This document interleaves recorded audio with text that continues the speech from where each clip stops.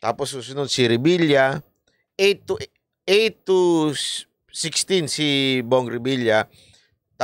Ito si Lito Lapid, ba't pasok pa rin ito?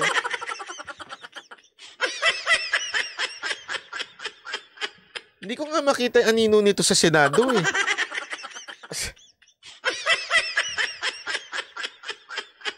Hindi, eto in fairness, di ba sinabi ko naman sa inyo, at least si Bong Revilla, si Senator Bong, na artista, pero nakikita mo pa, umaattend pa ng mga, alam mo yun, pagdinig, tapos may mga pinapasa pa hong batas. Nakikita pa natin sumasali pa sa mga deliberation, sumasali pa minsan sa, may ginagawa. Okay? In fairness naman do sa mama, kahit artista may ginagawa. Okay? May effort ika nga, di ba? Kaya nga, kahit pa paano, alam mo yun, honestly, kakilala ko siya. Hindi ko sinasabi sa inyo, pero hindi ko naman kaibigan. Ha? Baka naman sabihin nyo kaibigan. Hindi, kakilala ko siya. At alam ko kasi yung ugali niya, personal, pero hindi bilang politician. Kasi kilala na ho namin, siyempre si Mocha, di ba, nag-artista-artista rin siya noon. So alam na namin, among sa mga artista, si Senator Bong Revilla at sa mga crew, talaga nga namang mapagbigay ito. Talaga hang napakabait na mamaho niyan. No question about it. Mabait na tao, mapagbigay, matulungin sa mga kasama niya sa movie industry. Kaya talagang, alam mo yun, until nung nagkalabuan lang, ako personally, aminado ko, nung time na nakulong siya, hindi ko hindi ko ma-connect. Sabi ko, mabait na tao to, mapagbigay na tao, simpleng approachable sa mga lahat ng artista, ha? Ang dami na may artista. Gusto niyo sabihin ko sino yung mga susungit na mga artista? Na sinungitan si Mocha? Wag na. Magagalit yun. Baka mamaya sabihin nun. Baka bago man nung ganun yun.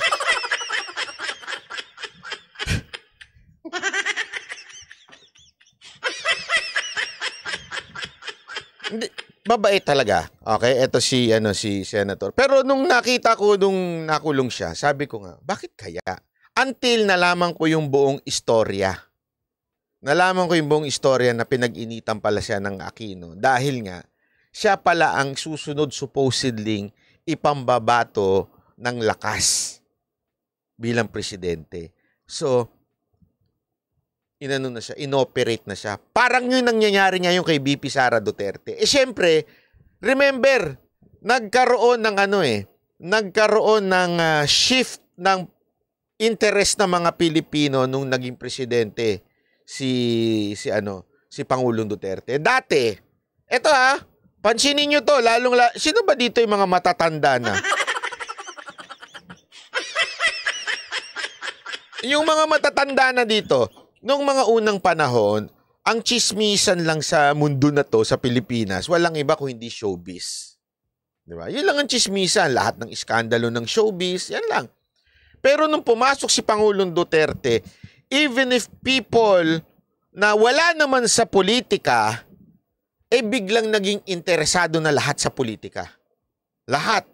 Maraming noon, kaya nga sabi ko sa inyo, even ako, kahit yung mga artist ngayon nakilala ko, dati wala namang pakialam sa politika yan eh.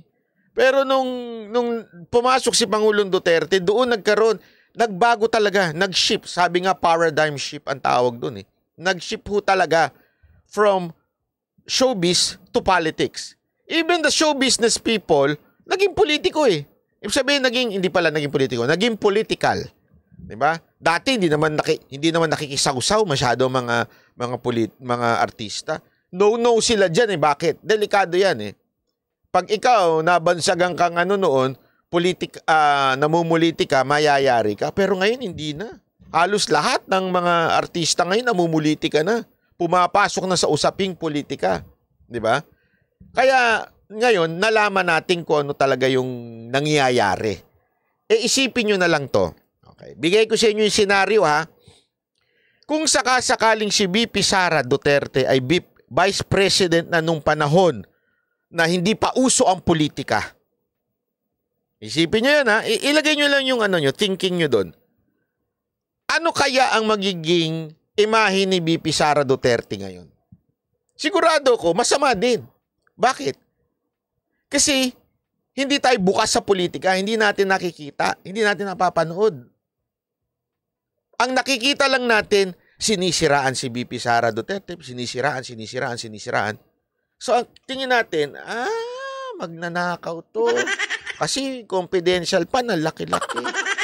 Iba na ngayon, di ba? Ngayon, kita na natin yung buong nangyayari sa politika, di ba? Napapanood na natin yung mga eksplanasyon, nakikita na natin kung ano talaga at sino-sino yung mga politiko. So mas madali na natin somehow, although may fake news pa rin, pero ngayon mas madali na natin makita yung mga totoo sa mali. Okay? Mas nakikita na natin ngayon.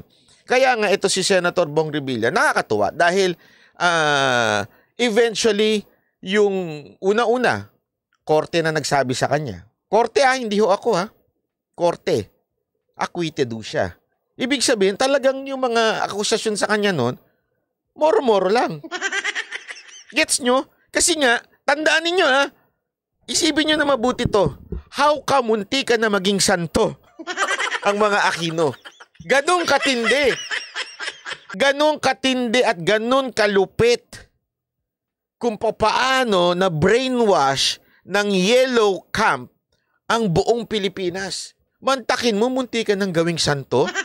Yung nagpalaya sa mga rebelde? Yung nagpalakas ng mga NPA? Munti ka ng maging santo? Sa kayo nakakita ng ganun?